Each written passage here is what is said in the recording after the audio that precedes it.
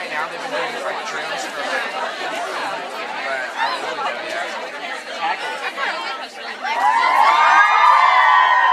I was thrilled by the idea that someone who I like so much as a writer would email me, let alone talk on the phone to me, let alone ask if I wanted to write a story with him. And when he asked, I just said yes, because, well, I mean, for one thing, I figured that I was kind of going to ride his coattails. At the time, David had very small coattails. Well, but I mean, I had no coattails. So, you know, my coattails times 1,000,000. We're still smaller than your coattails. Math.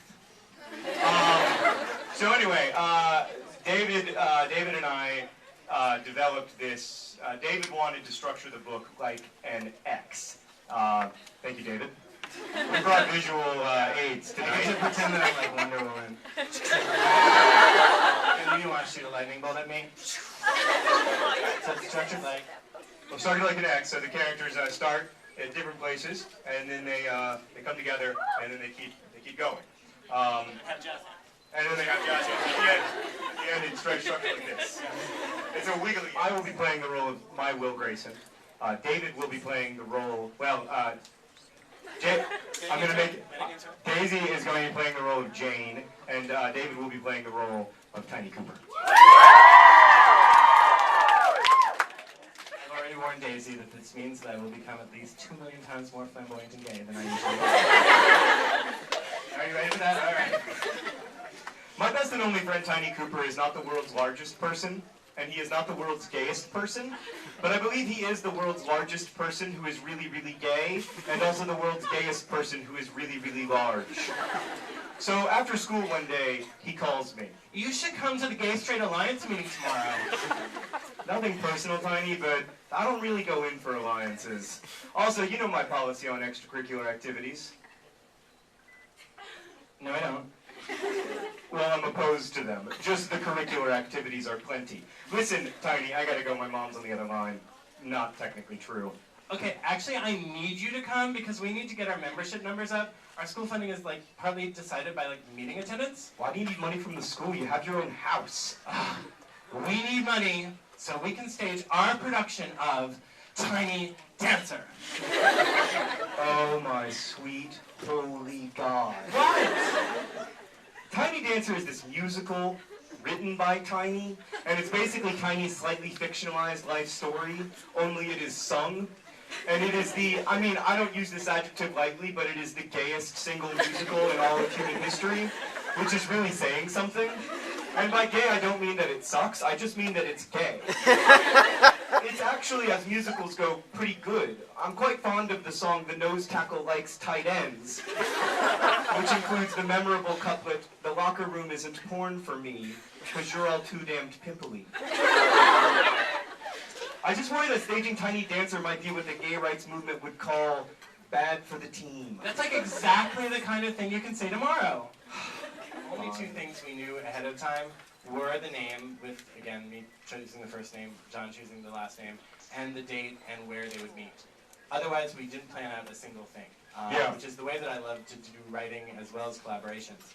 And so what we did is we actually wrote our first chapters individually. We had no idea what the other person was going to write, only that it would feature a kid named Will Grayson. And we actually went over, John was living in New York at the time with his wife Sarah, and I went over to their apartment with the idea originally of exchanging the chapters. Just I had printed mine out, he had printed his out.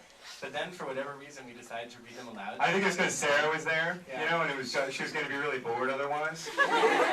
So then we read them out loud to each other and Sarah, and I liked yours, and you faked like you liked mine.